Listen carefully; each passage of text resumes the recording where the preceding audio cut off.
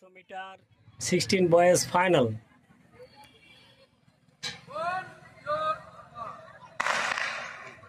শুরু হয়ে গেল বালকদের 600 মিটার দৌড়। চক্রাকারে দৌড়টি হচ্ছে, প্লিজ সবাই খেয়াল রাখবেন, ট্রেনের মধ্যে যেন কেউ ঢুকে পড়বেন না। এরপরে 600 মিটার দৌড় গার্লস 16 অনূর্ধ্ব 16 বালিকাদের। Case number 193, 193, 238, 239, 300, 301, 323, 324। তোমরা স্টার্টারের কাছে রিপোর্ট করবে।